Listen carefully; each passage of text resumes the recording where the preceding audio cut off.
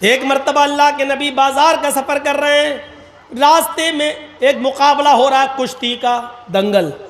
ہم لوگوں کے یہاں پر بھی ہوتے ہیں نا دنگل، کشتی لڑی جاتی ہے، دنگل ہو رہا ہے. دنگل کا بڑا شوق تھا اس زمانے میں، دیکھنے لگے دنگل. اس میں ایک پہلوان تھا جس کا نام تھا رکانہ، اس کو کوئی نہیں ہرا پاتا تھا. جیسے آج کل بھی بہت بڑے بڑے وہ پیدا ہو گئے نا، وہ خلی ولی کا تو ہم نہیں جانتے، ان سے بھی بڑے بڑے پڑے ہوئے ہیں، گھوسے اسے مکے اکے مارتے. تو اس زمانے میں ایک بہت بڑا پہلوان تھا جس کا نام تھا رکانہ، کو ہارتا ہی نہیں تھا کبھی. تو اس کا مقابلہ چل رہا تھا اور وہ سب کو اٹھا اٹھا کے پٹکتا جا رہا تھا. اللہ کے نبی ایسی دیکھنے کے لیے کھڑے ہو گئے. اس نے جب دیکھا محمد ابن عبداللہ تو اس نے چیلنج کر دیا. اس نے ایسی کہا، ہے محمد ادھر آؤ، آؤ تم بھی آ جاؤ، تمہیں بڑا بھروسہ ہے نا تمہارے اللہ پر، تو آؤ نا لڑ لو. آپ نے کہا رکانہ میں لڑنے نہیں آیا، میں دیکھنے آیا ہوں کہ یہ دنگل کیا ہے. اس نے مسکراتے ہوئے سب لوگوں کے سامنے چیخ کر کہا، آئے محمد اگر تم مجھے اٹھا کر پٹک دو، اگر تم مجھے ہرا دو تو میں اسلام قبول کر لوں گا. جب کہا کہ آ جاؤ لڑ لو تو آپ نے کہا نہیں میں لڑنے نہیں آیا. جب یہ کہا کہ اگر تم مجھے شکست دے دو گے، مجھے ہرا دو گے تو میں اسلام قبول کر لوں گا، تو آپ چلے گئے. اسلام کا معاملہ آیا تو آپ چلے گئے. چلو تیرے جیسے پہلوان کی ضرورت بھی ہے دین کو. آپ آگے بڑھ گئے. یہ کتنی بڑی بہادری تھی. اور کوئی مولانا جرجیز کے سامنے کھڑے ہو کے کہہ دے کہ تم خلی کے مقابلے میں آ جاؤ تو میں تو جاؤں گا ہی نہیں. کوئی ہے، کوئی مقابلہ ہے؟ اللہ کے رسول چلے گئے، ہاتھ ملایا، شروع ہو گیا معاملہ. دیکھو رکانہ اپنی بات سے پلٹنا نہیں. ارے زبان ہوتی ہے مرد کی، دے دی دے دی. وہ سوچ رہا تھا کہ یہ تو دبلا پتلا آدمی، ایک جھٹکے میں گرا دوں گا. اس کو کیا معلوم کہ جہاں یہ جاتا ہے رب کی رحمت بھی اس کے ساتھ جاتی ہے، رب کی مدد بھی اس کے ساتھ جاتی ہے. آپ نے ہاتھ ملایا اور کشتی شروع. آپ نے دعا پڑھی، بسم اللہ توکلت علی اللہ ربی و ربک اللہ. زاد المعاد میں پڑھی، علامہ ابن قیم نے یہی نقل کیا. یہ دعا ہے. شروع کرتا ہوں اللہ کے نام سے اور اسی پر مجھے بھروسہ ہے. ربی و ربک اللہ، جو میرا اور تیرا دونوں کا رب ہے. یہ کہہ کر آپ نے کشتی شروع کر دی اور آنن فانن میں یک بیگ آپ نے اس کو ایسا پچھاڑا کہ وہ چاروں خانے چت پڑا ہے. دنگ رہ گئے لوگ. ہیں پتلا دبلا انسان اتنے بڑے پہلوان کو. رکانہ اڑتا اور کہتا ہے میرے ساتھ چیٹنگ ہو گئی ہے. محمد نے ایسے موقع پر مجھے داؤں مارا جب میرا پیر پھسل گیا تھا. میں محمد کے داؤں سے نہیں گرا، اپنے پیر پھسلنے سے میں گر گیا. جو ریفری ہوتا ہے، جج جو ہوتا ہے، جو فیصلہ کرتا ہے کہ کون ہار گیا کون جیت گیا، اس نے کہا نہیں بھائی میں نے تو پیر پھسلتے ہوئے نہیں دیکھا. محمد ابن عبداللہ فرماتے اللہ کے نبی نہیں صاحب، اگر اس کا پیر پھسل گیا تھا تو میں اس کو ایک موقع اور دیتا ہوں. آئے رکانہ، اگر تیرا پیر پھسل گیا اور میرے داؤں سے تو شکست نہیں کھایا تو دوبارہ تو لڑ لے. بہادر ہو تو ایسا اتنے بڑے پہلوان سے کہہ رہا کہ تو دوبارہ لڑ لے. اس نے دوبارہ لڑنا شروع کیا اور آپ نے آنن فانن یکدم اس کو پھر شکست دے دی، اس کو گرا دیا. فیصلہ ہوتا ہے کہ محمد ابن عبداللہ جیت گئے. رکانہ سے کہا گیا اے رکانہ اپنی ہار شکست تسلیم کرتے ہو؟ اس نے کہا ہاں ہار تسلیم کرتا ہوں، لیکن حقیقت یہ کہ میں ہارا نہیں ہوں. کہا پھر کیا بات ہے؟ کہا میں کہوں گا تو تم غلط مانو گے. محمد ابن عبداللہ نے مجھے ایسے موقع پر داؤں مارا کہ میری آنکھ چھپک گئی تھی اور اچانک مجھے کچھ دکھ نہیں رہا تھا. جیسی میری آنکھ چھپکی اور انہوں نے مجھے جو ہے داؤں مار دیا اور میں دیکھ نہیں پایا. ویسے آپ کی مرضی، جج نے کہا نہیں، یہ کشتی تو محمد ابن عبداللہ جیت گئے، لیکن اللہ کے نبی صلی اللہ علیہ وسلم نے فرمایا آئے رکانا، اگر تیری آنکھ چھپک گئی تھی اور میرا داؤں اس وقت تیرے اوپر چلا تو ٹھیک ہے، اس کشتی کو بھی ریجیکٹ کر دیتے ہیں، تو تیسری بار لڑ لے، تیسری بار بھی ہم کشتی لڑ لیتے ہیں، لیکن یہ ہماری اور تمہارے درمیان آخری ہوگی، اس کے بعد آنکھ تمہاری چھپکے یا میری، پیر تمہارا پھسلے یا میرا، اس کو آخری مانا جائے گا اور یہی ہار جیت کا فیصلہ ہوگا۔ کہاں ٹھیک ہے، تیسری بار بھی کشتی ہوئی اور آنن فانن اللہ کے نبی نے زیادہ وقت نہیں لگایا اور رکانہ کو اٹھا کر پٹک دیا۔ رکانہ بھرے عام مجمع میں تسلیم کرتا، اب میں ہار گیا ہوں، ایوارڈ کے مستحق محمد ابن عبداللہ ہیں، ایوارڈ لایا جا رہا ہے۔ اس زمانے میں جو ٹرافی دی جاتی تھی جیتنے والے کو، چیمپئن کی، ڈسٹرکٹ چیمپئن کی، وہ ٹرافی بڑی اہمیت رکھتی تھی، وہ ٹرافی محمد ابن عبداللہ کو دی جا رہی ہے، لیجئے۔ اللہ کے نبی فرماتے ہیں آئے رکانہ، تم نے لوگوں کے درمیان یہ وعدہ کیا تھا کہ اگر تم مجھے اٹھا کر پٹک دو گے تو میں اسلام قبول کر لوں گا، مجھے اس ٹرافی کی ضرورت نہیں ہے، بھرے مجمع میں تم کلمہ پڑھو، اشہد ان لا الہ الا اللہ واشہد ان محمدن عبدہ ورسولہ۔ اے رکانہ، تمہارا کلمہ پڑھ لینا ہی میرے لیے سب سے بڑا ایوارڈ ہوگا۔ رکانہ مسکرا کر کہتا ہے اے محمد، ٹرافی اٹھا اور چلتا بن، تو نے مجھے اتنا بڑا سچا کیسے سمجھ لیا تھا؟ ارے میں تو اب تک دھوکے ہی سے جیتتا آیا اور آج بھی دھوکے سے جیتنا چاہتا تھا، لیکن آپ کے آگے میری چلی نہیں ہے۔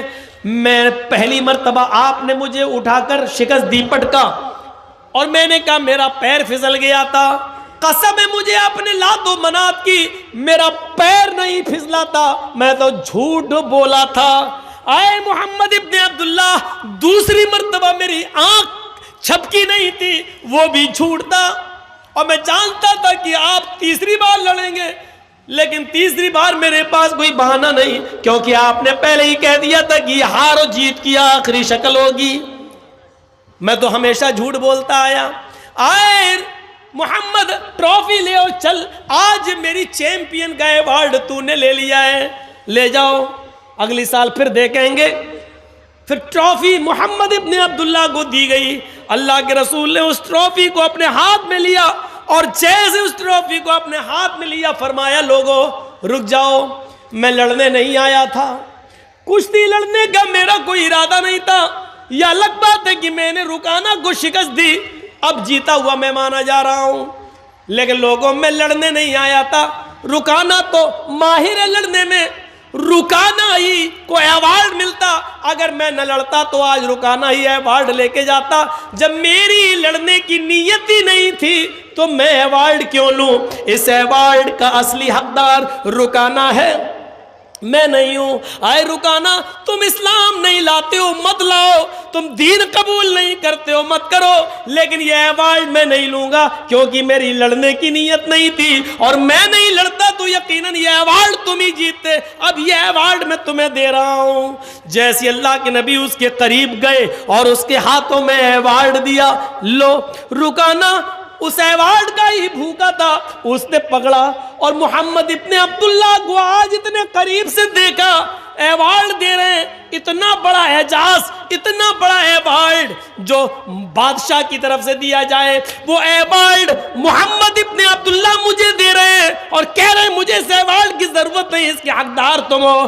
رکانہ اس ایوارڈ کو پکڑتا ہے اور نبی کے چہرے کو دیکھتا ہے، آج اس نے قریب سے نبی کے چہرے کو دیکھا، چہرہ دیکھ کر ہی آئیڈیا لگا لیا یہ چہرہ کسی جھوٹے کا نہیں ہو سکتا ہے، محمد رسول اللہ کے چہرے کی چمک جس کو دیکھ کر کبھی جابر ابن سمرہ نے کہا تھا اے محمد، کبھی میں آسمان پر چمکتے ہوئے چاند کو دیکھتا ہوں اور کبھی آپ کے چہرے کو دیکھتا ہوں، تو کعبے کے رب کی قسم مجھے ایسا لگتا ہے کہ چاند آسمان پہ جو چمک رہا ہے اس کو حسن اور نور ملا ہے تو وہ آپ کے چہرے سے ملا ہے، آسمان پہ چمکنے والا چاند بھی آپ کے چہرے کی روشنی کا حقدار ہے، وہ بھی آپ کے چہرے سے روشنی لے کر گیا ہے۔ اس چہرے کو دیکھ کر کبھی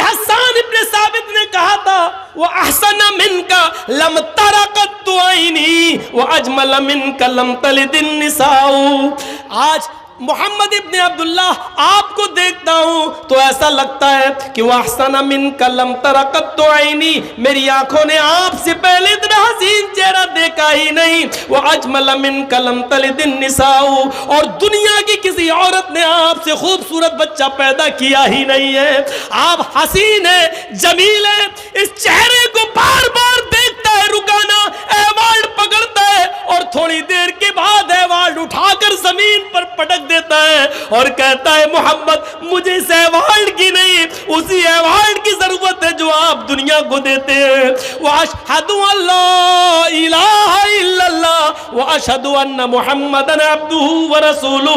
یہ کلمہ پڑھتا ہے رکانا اور اسلام قبول کر لیتا ہے. معاف کیجئے گا میرے بھائیوں, علامہ ابن قیم نے زاد المعاد میں لکھا ہے کہ رکانا اسلام لے آیا, لیکن مولانا ابو الکلام آزاد نے لکھا وہ اسلام سے متاثر ہوا ہے لیکن اسلام اس نے قبول نہیں کیا تھا. لیکن میں نے جو حوالہ آپ کو دیا ہے وہ زاد المعاد کا دیا ہے ابن قیم کا, کہ انہوں نے کلمہ پڑھ لیا اور اسلام کے دائرے میں داخل ہو گئے.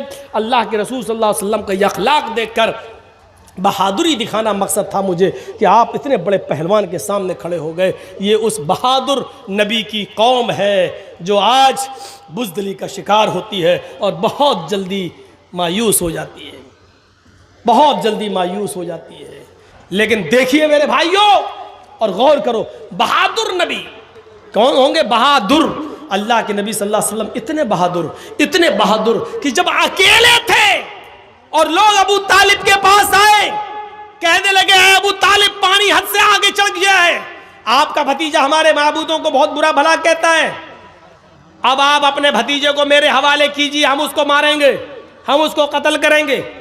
آپ کی بات سمجھ میں نہیں آ رہی اس کی, ہم لوگ سمجھا رہے ہیں پھر بھی نہیں مان رہا ہے محمد. کہو صلی اللہ علیہ وسلم, آپ کی بھی بات نہیں مان رہا, ہماری بھی بات نہیں مان رہا ہے, اب جہاں ملے گا ہم اس کو ماریں گے, نہیں تو ایک موقع اور دے رہا ہوں اس کو سمجھا لو. ابو طالب نے اپنے بھتیجے محمد ابن عبداللہ کو بلایا اور کہا کہ بیٹے تمہارے باپ نہیں ہے, میں نے تمہیں بیٹے کی طرح پالا ہے, اپنے چچا پر اتنا بوجھ نہ ڈالو کہ وہ اٹھا نہ سکے. آئے میرے بھتیجے, تیری پیشانی سے, تیرے سر سے اگر خون کا ایک قطرہ گرے گا تو تیرا چچا ابو طالب اس دنیا سے رخصت ہو جائے گا. آئے میرے بھتیجے, آج یہ کافر لوگ پھر آئے تھے اور مجھ سے کہہ رہے تھے کہ آخری مرتبہ سمجھا لو, اور اگر نہیں مانتا ہے تو آپ ہٹ جاؤ, جہاں ملے گا ہم اس کو ماریں گے. اے میرے بھتیجے مان جاؤ, میرے اوپر اتنا بوجھ نہ ڈالو کہ میں اس کو برداشت نہ کر سکوں, چھوڑ دو ان کو ان کے حال پر. آپ کے ساتھ اس وقت کوئی نہیں تھا ابو بکر کے علاوہ اور آپ کی بیوی خدیجہ کے علاوہ. ذرا تصور کیجئے کہ اس وقت ابو طالب نے کیا یہ جملہ جب کہا تو اللہ کے نبی کی زبان سے جو جملہ نکلا اس کو سنو, جو آپ کی بہادری پر دلالت کرتا ہے. آئے چچا جان, آج کے بعد میں آپ کے اوپر بوجھ نہیں بنوں گا, آپ اپنے آپ کو مجھ سے الگ کرنا چاہتے ہیں تو کر لیجئے, لیکن آپ یہ چاہتے ہیں کہ میں اس دعوت کو دینا چھوڑ دوں جو اللہ نے میرے اوپر فرض کی ہے, جس کو پہنچانا مجھ پر میری ذمہ داری ہے. رہی ان کی بات, یہ کہتے ہیں کہ جہاں ملے گا تو ماریں گے, تو سنیے میرے چچا جان, اس ذات کی قسم جس کے قبضے میں میری جان ہے, یہ کافرین مکہ 9,30,00,000 میل کی بلندی پر جائیں اور سورج کو توڑ کر لائیں اور میرے دائیں ہاتھ پر لا کر رکھ دیں, اور 2,40,000 میل کی اونچائی پر جائیں اور چاند کو توڑ کر لائیں اور میرے بائیں ہاتھ پر لا کر رکھ دیں.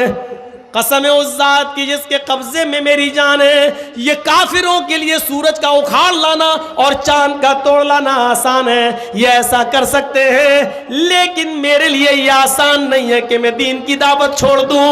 میں اس کے باوجود دعوت دیتا رہوں گا. آگے آپ کی مرضی، آپ میری مدد کریں یا نہ کریں، اللہ ہمارا حامی و ناصر ہے۔ یہ کہہ کر اللہ کے نبی صلی اللہ علیہ وسلم رو دیے اور آپ کی آنکھوں میں آنسو آ گئے۔ جب ابو طالب نے یہ جملے سنے، اپنے بھتیجے کی ہمت سنی اور یہ جملے سنے اور اپنے بھتیجے محمد رسول اللہ کی آنکھوں میں آنسو دیکھے تو فوراً سینے سے لگایا اور فرمایا کہ میرے بیٹے، وہ بیٹا ہی کہتے تھے، اے میرے بیٹے جاؤ، تم اللہ کے دین کی طرف بلاتے ہو، توحید کی دعوت دیتے ہو، دیتے رہو، جب تک تمہارا چچا ابو طالب زندہ ہے دیکھتا ہوں کس کی ماں نے کس کو کتنا دودھ پلایا ہے، جو تیری طرف نظر اٹھا کر بھی دیکھ سکے۔ میں حتی الوسعت استطاعت کے مطابق تیری مدد کرتا رہوں گا۔ اے میرے بھتیجے جا، میں تیری آنکھ میں آنسو نہیں دیکھ سکتا، اے میرے بیٹے تم جاؤ اور دعوت توحید دو۔ آپ کے یہ جملے کہ یہ سورج لے آئیں، چاند توڑ لائیں، دائیں بائیں ہاتھ پر رکھ دیں پھر بھی میں نہیں مانوں گا، آپ کی بہادری کی طرف اشارہ کرتا ہے۔ یہ بہادری تھی، پراکرمی، وہ بڑا بہادر ہوگا۔